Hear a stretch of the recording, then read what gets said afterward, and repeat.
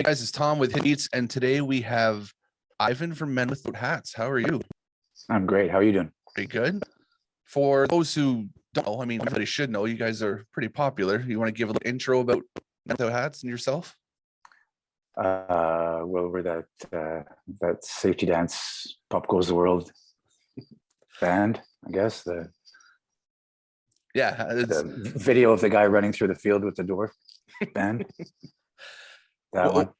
well, one question I've always wondered, I'm sure you've answered it many times. Where did you guys come up with the name for that? Well, back in the days, my brothers and I we were a lot younger, obviously, and we used to confront the harsh Montreal weathers hatless. We refused to wear toques in the winters, so they called us the Men Without Hats. Okay. Since you're from Ottawa, you know what the weather's like. So. Oh yeah. How did you guys decide to get into music? My mother taught classical voice at McGill University for about 25 years. Okay. And my dad was an amateur musician, played with his dad, came from Manitoba. They played barn dances in rural Manitoba when he was growing up. So we had music. I took piano lessons all my life. We had CBC radio playing every morning when we had breakfast. So it was like a musical family. I was in the junior choir at church and stuff like that. And then punk rock happened. Mm-hmm. And that was it. Was there any specifics that you kind of drew inspiration from? Well, I always thought that I've always said that for myself, anyway, new wave. I was on the new wave and side of the 80s, and for me, it was a combination of the progressive rock music that I used to listen to, like in the 70s, like keyboard bands like Genesis and Pink Floyd and Yes, and all these, Rick Wakeman, all these keyboard-oriented bands, and it was a mixture of that and disco, of which I was also a front and center member of that movement also. And so for what I brought to the table was, electronic keyboard music with a dance beat. Mm-hmm. And so that's kind of what I that was the paths that I took to get me to new wave. Yeah. And I mean, obviously it was successful. You guys have been doing this for a fair bit now. Yeah. It's well, I'm kind of lucky. People are asking me, like, we have a new record out, and people, the main question from people is, do I find it hard to keep up with current trends and stuff like that? And I say no. I have a feeling that current trends are trying to keep up with me, because every time I open the radio, all I hear is big 80s drum sounds, and like in the current pop music today, it's full of synthesizers and robot voices and just all the stuff that but that was what was happening in the 80s, so that's one of the things why we can still do what we're doing, and that and pop culture is kind of, our songs have been embedded in pop culture too, so that's kind of, we're blessed on a lot of fronts. Yeah, and they always say too that the popular things from the past always tend to roll back around too, so that's where you're getting a lot of those, synthesizers things and coming back up now. Exactly. Even the industry itself, a lot of people say, the industry is so different now than when it was. And I go, well, I kind of see it, what's happening now. It's kind of like a singles market almost, it's like people you can put an individual song out there. You don't have to commit to a whole album. You can test the water song by song if you want. That's, it's set up for that. And that's kind of what the Beatles did at the beginning. They put out singles, and when they'd put out 10 singles, they'd slap them all together and that was an album, and then they'd work on some more singles, so the industry even has come around for full circle too, Yeah. So how do you think the industry is now with all the social media things and TikTok and things like that? It's just, that's it. It's like when I was in my days, it was videos, like it was like people were having a hard time dealing with getting a video together. That was the new technology back then, so it's just, technology changes. I mean, in the future, we're going to have to, people, the older generation is going to be trying to figure out how to project the music through their minds, like the younger generation is doing. It's like it's just, you have to just, it's just things evolve, things change. Got to keep up with it. Yeah, I'm right in the middle range myself, where I can appreciate all the new stuff, but I'm still really love a lot of the old stuff, and trying to adapt to some of it's a little bit hard still. Like, I have no TikTok presence and I should, but who knows? Yeah. Well, sometimes, it's, I mean, sometimes, everybody says, you have to have a TikTok presence, and then you get a TikTok presence and you got like 2 followers, so it's like, it doesn't really, it's young things. Like I say, it's like, that's why some people are old, some people are young. It's like the young kids have their culture, the old people have their culture. It's a blend. Where the world that I came from is kind of a dying breed. The rock star era is kind of gone. Like people there aren't those big budgets anymore. There's like, there aren't those million record companies. There's no record stores. There's no format even. Most people get their music bundled in with their cable and their internet, so it's Although I do find there is, a little movement trying to push bringing back like the records, the CDs, the cassettes and things like that, which does seem kind of interesting. Yeah. I mean, who'd have thunk, that they'd be selling Led Zeppelin records at the point of, at the cash register at London Drugs. It's like, it's just a different scene now. But it's great. I mean, it's great. I mean, we're lucky people are still listening to our music, and we can still get out there and play, and that's for me is the most important thing now, is to be able to get out there and play live and reconnect with our old fans, and fans that our original fans are bringing their kids, sometimes their grandkids to our shows now. So it's great to see that our music has crossed generations like that. And like I say, it's thanks to popular culture, thanks to shows like Glee. Like Glee was a big one for us to sort of recycle the song, for the next generation. Brought us a whole new crowd of listeners, So Glee was fun, actually. I watched that, and it was always fun to see the songs coming up and how they played with it.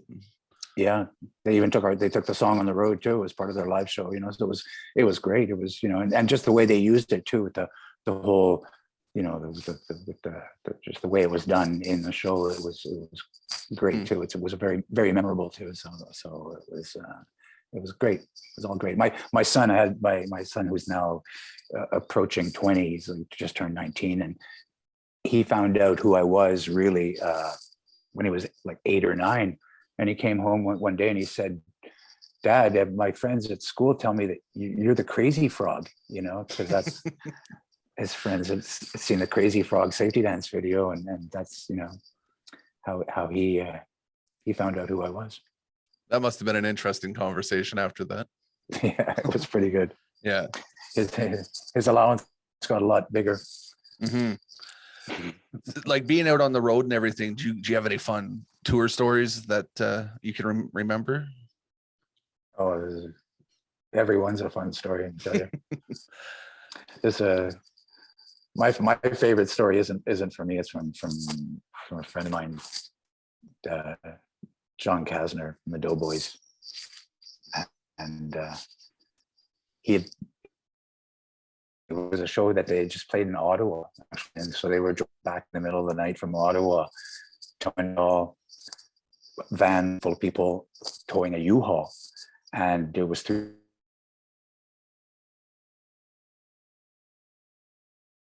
winter.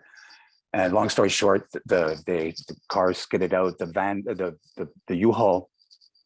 There goes my internet connection again. The U-Haul starts smashing up against the side and completely disintegrates.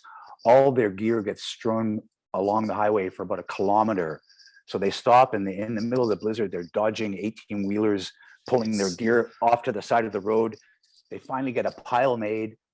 It's 4 o'clock in the morning. It's blizzard. They don't have a U-Haul. They don't know what to do. What's going to happen?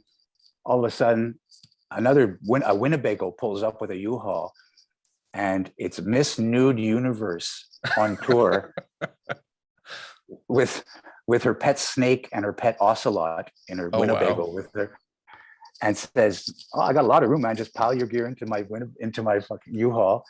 And somebody's got to come to my next gig. It wasn't in Montreal. She wasn't headed to Montreal. She was off to somewhere else anyway. So anyway, two of the roadies hopped in with Miss Nude Universe, and the equipment finally got home. Everybody was safe. It was great. And that's rock and roll. Oh yeah, I love hearing stories like that. Like so I work with a promotion company, and we help book some local shows, things like that. And any chance I get to hear fun tour stories, and it always amuses me for sure. Yeah, that was a good one. So one of the main reasons we're here to talk today is about your new music coming out. Our first original songs in 10 years, I think I wrote down. Yep, that's it. Yeah. So 10 years. Yeah. I prompted just coming back. Like, was the process different coming up with new tracks compared to how you guys used to work?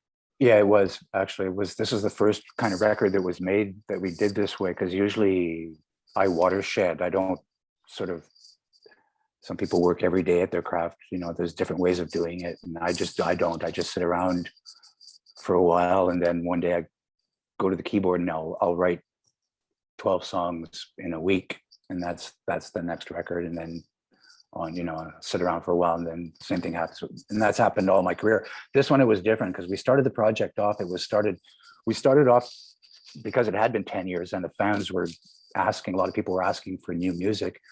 I decided to I was going to make a piano vocal solo record kind of thing, and revisit some Hats songs and revisit some covers that I'd grown up with, and just to give the people some new music to listen to, something. And then it was when we did the Tragically Hip, we did a cover of the Tragically Hip Blow It High Do, and I recorded that one on piano, and just piano and voice. And I was really curious. I'd really like to hear what that sounds like with a full Men Without Hats treatment. So we went back and did it, and we really liked it, and it set the project off in a whole new direction, and that's what we have now. So what happened was we started putting the covers together and then I started writing new material. When you're in the studio, that's what I end up doing, is just I'm inspired and I end up writing new stuff.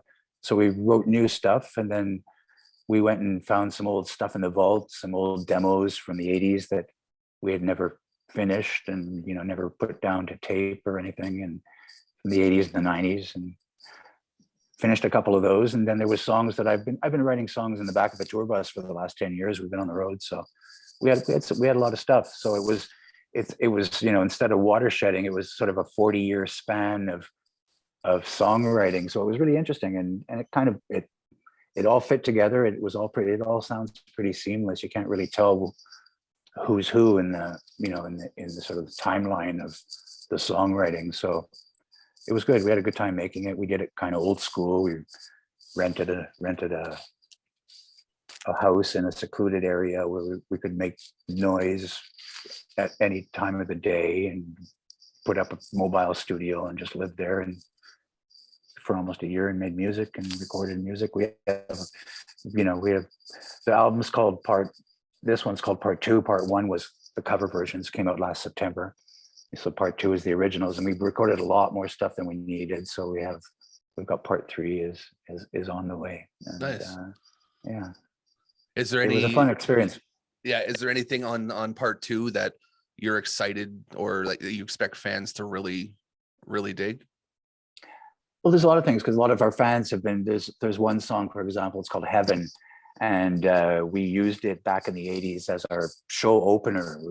It's on YouTube, actually. It was our tour show opener, but we never had it on tape. There's a version out there, a live version circulating on Spotify, I think, or something like that, but there was never a studio version. So that the fans have been asking us there again for like years, I think it's the 30 some odd years, people have been asking us to put that one down. And so I'm happy we've finally done it, but I'm curious also to see what they think, comparing it to the one they've been listening to for 37 years or something. Things like that. I know we got to listen to a few of the tracks here early, so that was that was fun. And I've been a fan of you guys for a while. And when you guys came across my desk the first time for part 1, I was like, oh, like, damn, this is amazing. And then part 2, I was like, okay, well, now it's even more amazing. So I was certainly, I like to hear that new stuff for sure. Cool. Yeah, it was like I said, it was fun doing it. It was a really fun experience. And that always translates in the mix too, I think, too, when bands have a good time making records. Mm-hmm. I mean, anger is an energy too, as somebody said, but it's also good, like when the record's, done in a good, or a really good vibe, it definitely comes through. This one was great. This one we had,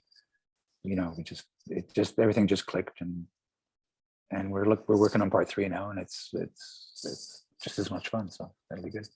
Did COVID make things interesting for trying to get together to work on things? We had it didn't really change anything for us, fortunately, because we had already we had the time penciled in that we had decided to take the time off.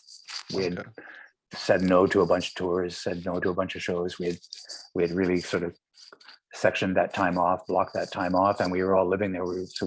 Our plan before it all happened, our plan was to go somewhere and isolate ourselves and, not come out till we made a record. So we didn't really, that's what we did. And it didn't really, we came back out and things were kind of getting back to normal a bit, so we sort of didn't really affect us the way that it affected a lot of other people, I'm sure. So yeah, we hear different stories from, like, so we've been doing these interviews. This is our 3rd year now actually doing interviews. Started this during COVID actually. Yeah. And hear stories from everyone, the good, bad, and a lot of people learned new things and picked up new hobbies, which is good. So, as long as it didn't hurt anybody too bad. Yeah, one of the bad things for us, which was a good thing, was that we'd go to like the music store, and then all the gear was all gone because people have been in there buying gear, because a lot of people made music during COVID, so it was hard to get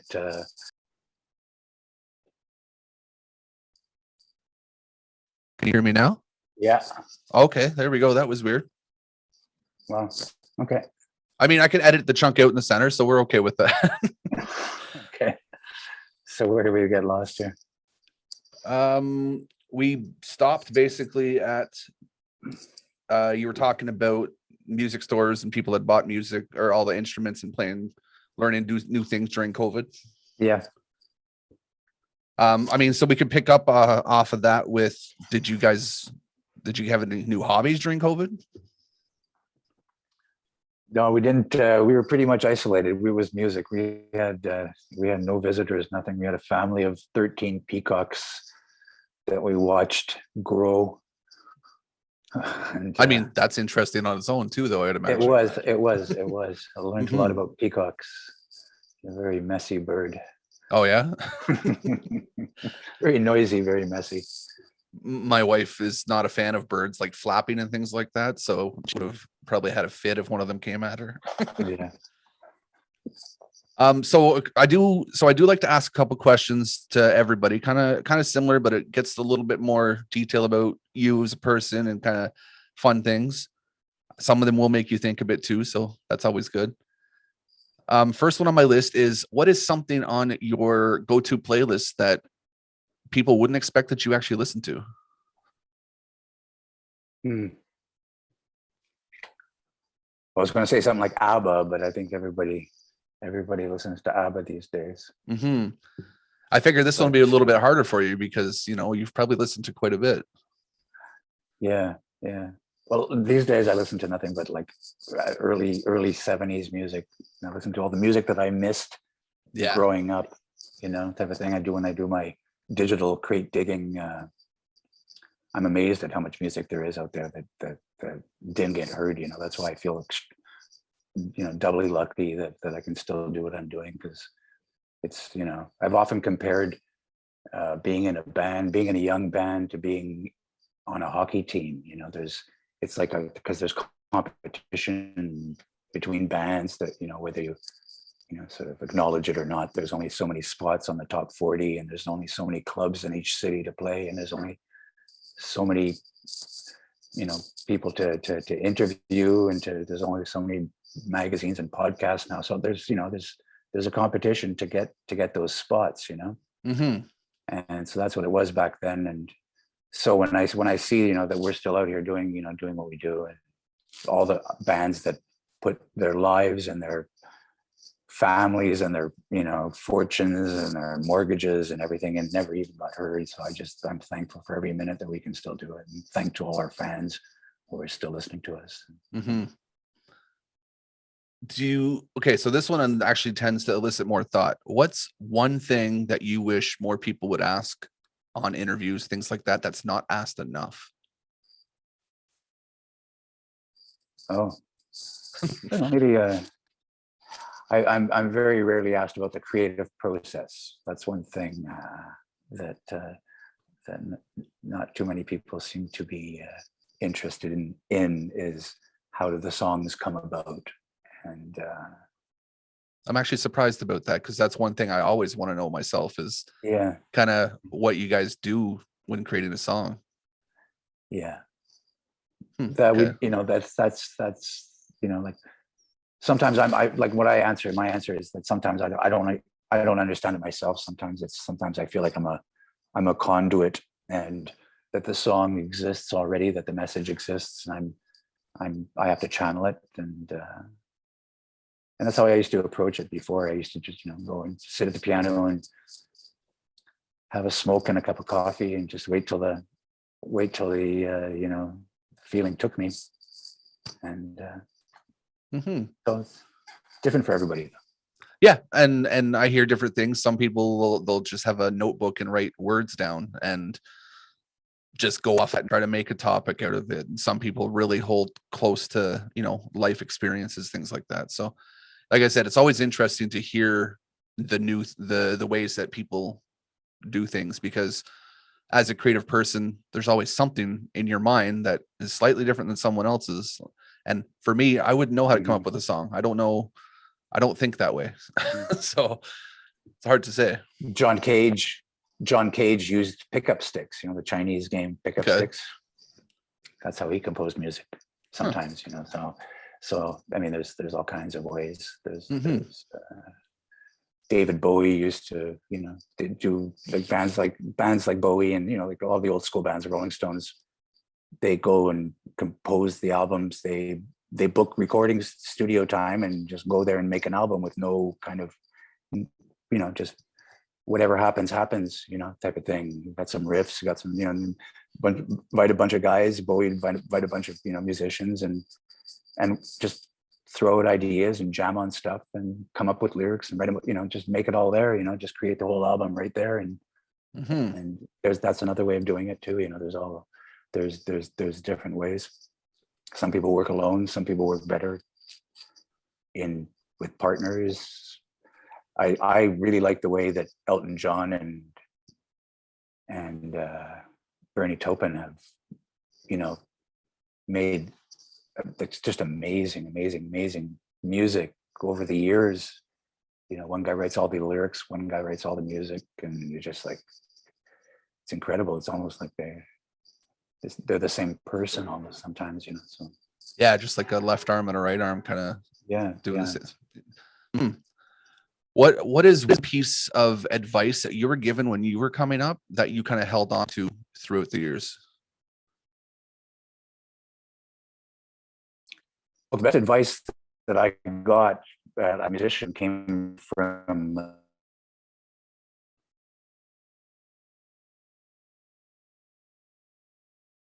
in New York, of 12 songs. And there was 11 new songs, and there was one little sort of 1 minute long instrumental at the end. And it was the last thing I'd written, and it was a little instrumental, just a minute long, had no lyrics. And it was called Pop Goes the World.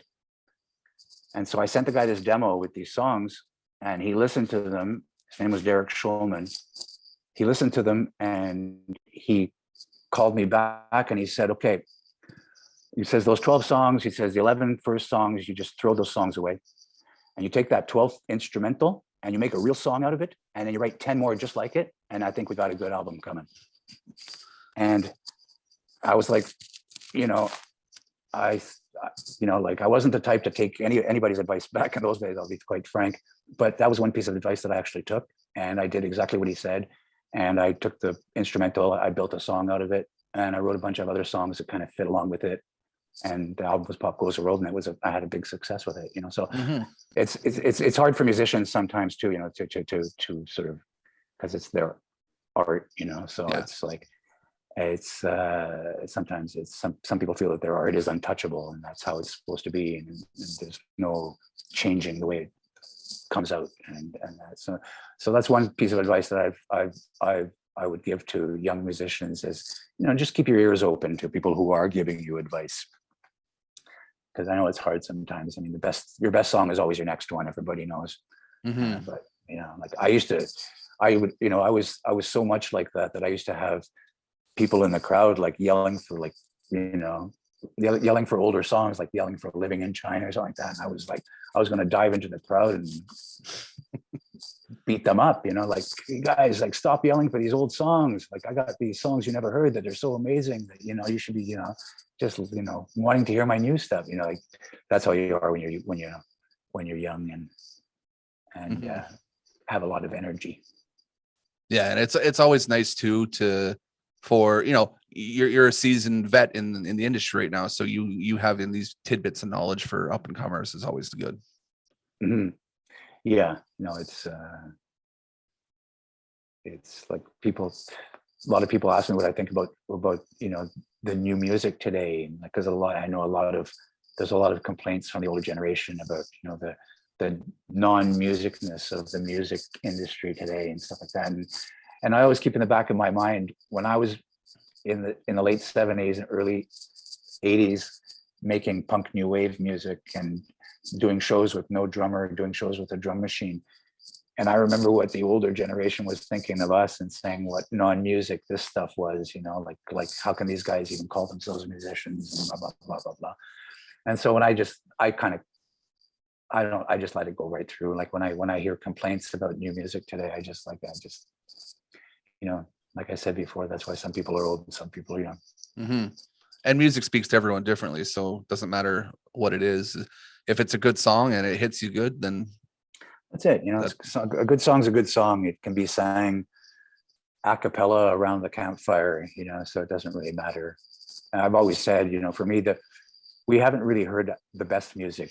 What we've heard is the best music from people who are making a living off music, And so in that, if that's the case, which I believe, for me, Justin Bieber and Miles Davis, for me, it's the same thing. There's no difference. Yeah. We're entertainers. I'm somewhere in the middle, and we're entertainers. And that's what I focus on these days. I focus on, music is so subjective. I just focus on being a good entertainer.